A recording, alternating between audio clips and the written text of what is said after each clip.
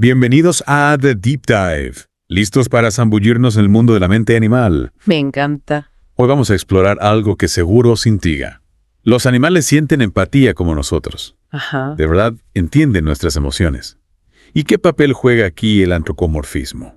Interesante. En este Deep Dive, junto a nuestro experto, vamos a desentrañar estas preguntas con la información que nos has pasado. De acuerdo, el material que me has enviado es muy interesante. Aborda temas complejos que han intrigado a la humanidad durante siglos. Exacto. Siempre nos hemos preguntado qué pasa por la cabeza de nuestros compañeros animales. Sí. Y uno de los ejemplos más llamativos es el de la empatía. ¿Recordáis ese vídeo viral de la rata liberando a su compañera atrapada? Empatía en acción. Claro. Y la ciencia nos dice que esto no es exclusivo de los humanos. Efectivamente. La empatía, esa capacidad de comprender y compartir las emociones del otro, se manifiesta en varias especies. ¡Ja! Y para entenderla mejor, podemos usar el modelo de la muñeca rusa que propusieron Preston and de Wallace. Me encanta esa analogía. ¿Sí? Es muy visual. ¿Puedes explicarnos cómo funciona? ¿Te imaginas una muñeca rusa? ¿Verdad? Cada capa que abres revela una nueva muñeca más pequeña. Pues con la empatía pasa algo parecido. Entiendo.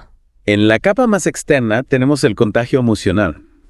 Ese acto reflejo de, por ejemplo, bostezar cuando vemos a alguien bostezar. Me pasa constantemente. Es inevitable. Claro, es un mecanismo básico que compartimos con muchas especies. Luego, en capas más profundas, encontramos la capacidad de comprender las emociones del otro, Ya veo. de responder con acciones de consuelo o ayuda, e incluso de adoptar la perspectiva del otro. Es decir, que la empatía puede ser un acto reflejo o un proceso mental complejo según la situación. Exacto. Y esto nos lleva a la pregunta de si los animales también pueden experimentar esos niveles de empatía más complejos. Claro. Y la respuesta, según la etología cognitiva, es que sí, hay evidencias de ello en varias especies. De hecho, el material que nos has pasado incluye ejemplos fascinantes. Sí. Como el caso de Kuni, el bonobo que intentó ayudar a un pájaro a volar. Ese es un ejemplo conmovedor. Nos hace cuestionar la supuesta superioridad emocional del ser humano. Es verdad. También está el caso de Binti Hua, la gorila que protegió a un niño que cayó en su recinto. Acciones que demuestran que la empatía puede traspasar las barreras de especie. Son ejemplos increíbles. Realmente te hacen pensar en la profundidad de las emociones en el reino animal. Sin duda. Y hablando de conexiones entre especies, me parece fascinante el caso de los perros y su capacidad de sintonizar con las emociones humanas. Es cierto, la domesticación ha jugado un papel crucial en la evolución social de los perros, seleccionando aquellos rasgos que les permiten conectar con nosotros a nivel emocional. Pero claro, aquí surge la pregunta. ¿Realmente están entendiendo nuestras emociones o estamos proyectando las nuestras en ellos? Ahí es donde entra en juego el famoso antropomorfismo. Exacto, el antropomorfismo, esa tendencia a atribuir características humanas a los animales, ha sido un tema de debate durante mucho tiempo. Tradicionalmente se ha visto como un error, como si humanizar a los animales impidiera su comprensión objetiva. Es como si al ver a nuestra mascota triste, automáticamente pensáramos que está experimentando la tristeza de la misma forma que nosotros. Efectivamente. Sin embargo, el concepto de antropomorfismo ha evolucionado. Ahora se reconoce su potencial valor en la cognición. Interesante. Algunos estudios sugieren que podría ser una forma de cognición por defecto en el cerebro humano. Ya veo. Un mecanismo automático que nos ayuda a interpretar el mundo. O sea que nuestra tendencia a ver mentes en los animales estaría profundamente arraigada. Podría ser. Incluso podría haber sido clave para nuestra supervivencia como especie. Es fascinante. Pero ¿cómo podemos conciliar este instinto con el rigor científico? Esa es la clave, encontrar el equilibrio. El antropomorfismo crítico propone usar nuestra perspectiva humana como punto de partida, pero sin olvidar las diferencias entre especies. Es decir, utilizar nuestra intuición para formular hipótesis, pero sin perder de vista el método científico para comprobarlas. Exactamente. Y un campo donde este debate se vuelve crucial es en el estudio del juego entre humanos y perros. Claro, porque cuando jugamos con un perro, parece que realmente nos entendemos, como si hubiera una comunicación fluida entre ambos.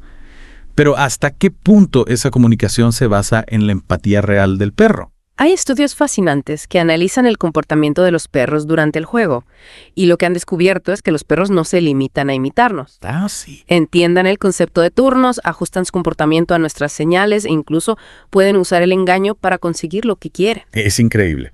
Eso implica una capacidad mental mucho más compleja de lo que podríamos imaginar. Sin duda. Estos hallazgos desafían la idea de que los animales son simples autómatas que reaccionan de forma mecánica a los estímulos. Entiendo. Sus acciones parecen tener una intencionalidad, una capacidad de planificación y toma de decisiones. Lo cual nos lleva a pensar que sí, que los animales pueden tener mentes con pensamientos, emociones y deseos propios. Efectivamente. Y esto nos lleva de nuevo al antropomorfismo. ¿Cómo podemos utilizarlo de forma responsable para comprender mejor a los animales? Esa es la gran pregunta. Hemos visto que el antropomorfismo puede ser una herramienta útil, pero también un arma de doble filo. ¿Cómo podemos evitar caer en la trampa de proyectar nuestras propias ideas sobre la mente animal? La clave, como hemos dicho, está en el antropomorfismo crítico. Debemos ser conscientes de que nuestra perspectiva humana es solo un punto de partida. No podemos asumir que los animales experimentan el mundo de la misma forma que nosotros. Entonces, ¿cómo podemos acercarnos a la mente animal sin caer en la trampa del antropocentrismo? ¿Cómo podemos comprender sus experiencias desde su propia perspectiva? Ahí es donde entra en juego el argumento empático. Y este argumento tiene dos caras, una trascendental y otra cognitivo-evolutiva. Ambas apoyan la idea de que los animales poseen algún tipo de mente.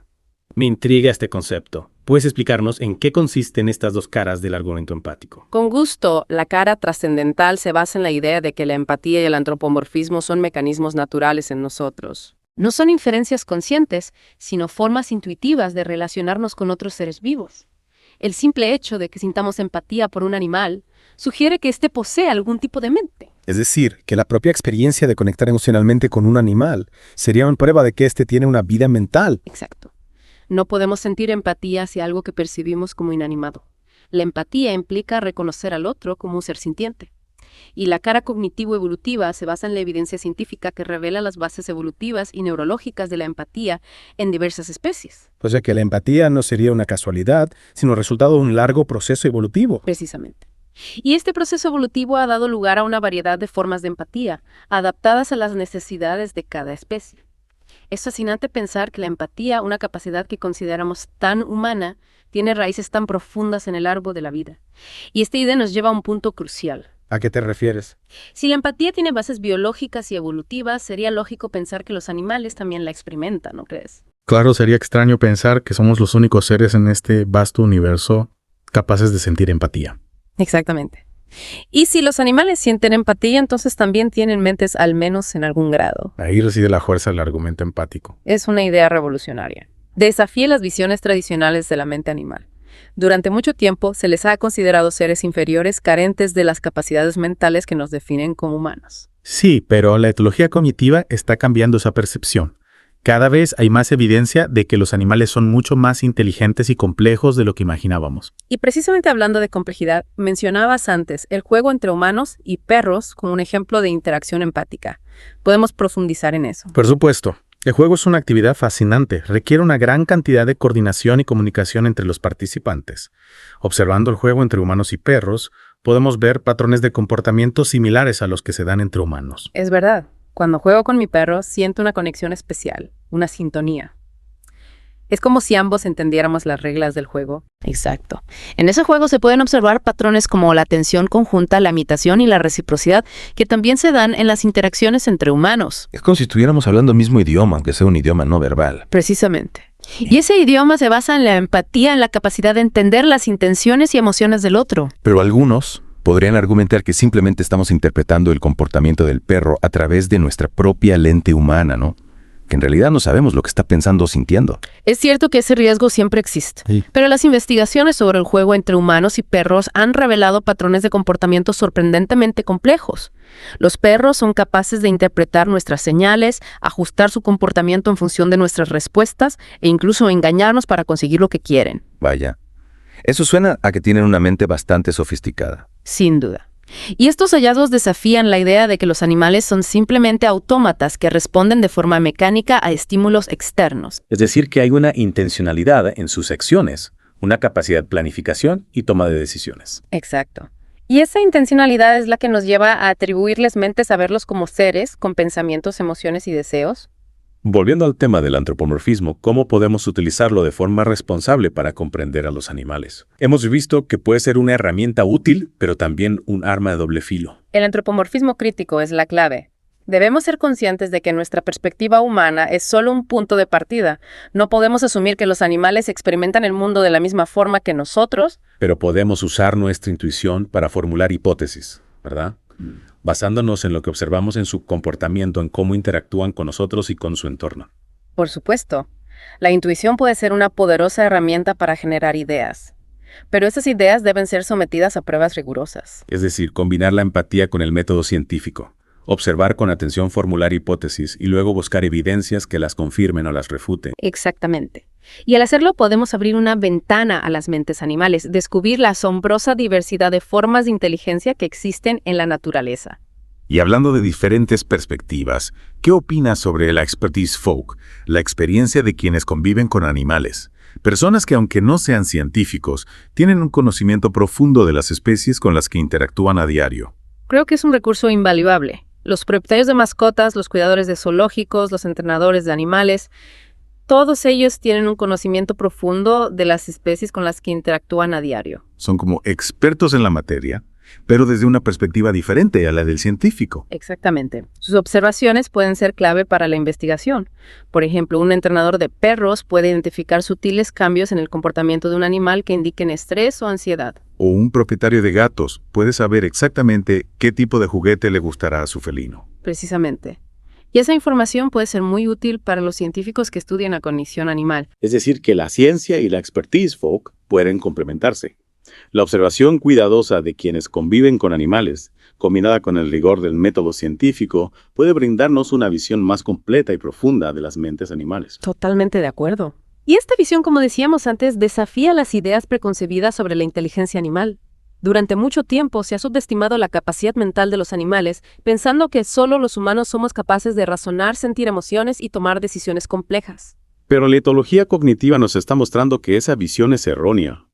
Cada vez hay más evidencias de que los animales son mucho más inteligentes de lo que pensábamos. Son capaces de resolver problemas, aprender de la experiencia, comunicarse entre sí e incluso mostrar comportamientos altruistas. Exactamente. Y la empatía es la clave para comprender esa inteligencia, para conectar con otras mentes, romper las barreras entre especies y descubrir la asombrosa diversidad del mundo natural. Es una idea inspiradora, que nos invita a replantearnos nuestra relación con los animales y a reconocer que no somos los únicos seres con mentes en este planeta. Un planeta que compartimos con una multitud de especies, cada una con su propia forma de experimentar el mundo. Y la empatía es el puente que nos permite conectar con esas experiencias, comprenderlas y aprender de ellas. Un puente que nos lleva a un viaje fascinante por las mentes animales. Un viaje que nos lleva a cuestionarnos a nosotros mismos, a nuestra propia forma de entender la inteligencia y la conciencia. Es como si al observar a los animales nos viéramos reflejados en un espejo. Un espejo que nos devuelve una imagen que nos desafía a ampliar nuestra visión del mundo y a reconocer que la mente no es un privilegio exclusivo de los humanos, sino un continuo que se extiende a lo largo de todo el espectro de la vida. Precisamente. Y hablando de cuestionarnos, algunos argumentan que el antropomorfismo es un error categorial, que estamos imponiendo categorías humanas a seres que no las comparten. ¿Qué opinas sobre esto? Es una crítica válida, sin duda. Debemos ser cautelosos al usar términos antropomórficos para describir a los animales. Pero también es importante recordar que el lenguaje es una herramienta humana, y como tal está inevitablemente teñida de nuestra propia experiencia. Claro, no podemos escapar de nuestra propia perspectiva. La clave está en ser conscientes de nuestras limitaciones, en reconocer que nuestra visión del mundo es solo una entre muchas. Y en utilizar la empatía como guía para comprender otras perspectivas. Para intentar imaginar cómo sería el mundo desde los ojos de un perro, un gato o incluso una abeja. Exactamente. La empatía nos permite tender puentes entre diferentes formas de experimentar el mundo sin negar la singularidad de cada especie. Es como si la empatía fuera un idioma universal, un idioma que nos permite comunicarnos más allá de las palabras, una comunicación que no se basa en la lógica o la razón, sino en la emoción, en la capacidad de sentir con el otro. Totalmente. Y esa capacidad, como hemos visto, está presente en muchas especies animales.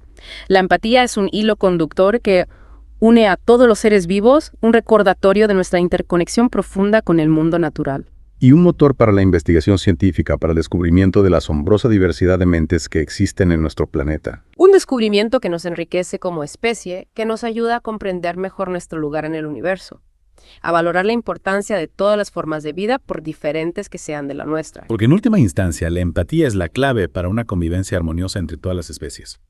Una convivencia basada en el respeto, la comprensión y la compasión. Valores que, por cierto, no son exclusivos de los humanos.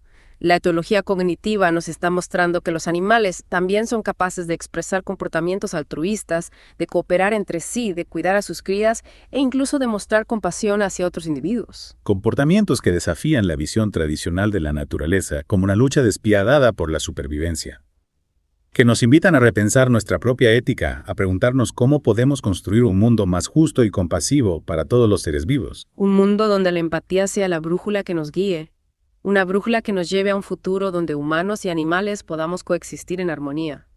Un futuro donde la diversidad de mente sea celebrada y valorada como una riqueza invaluable. Un futuro que empieza con la comprensión, con la empatía y con la curiosidad, esa sed insaciable por descubrir los misterios del mundo natural. Una curiosidad que nos ha llevado hoy a sumergirnos en la fascinante mente animal. Un viaje que nos ha permitido explorar los límites de la conciencia, cuestionar nuestras ideas preconcebidas y descubrir la asombrosa complejidad del mundo que nos rodea. Un viaje que esperamos les haya inspirado tanto como a nosotros. Gracias por acompañarnos en este Deep Dive y recuerden la próxima vez que observen a un animal, pregúntense qué pasa por su mente. Quizás se sorprendan de lo que descubran online.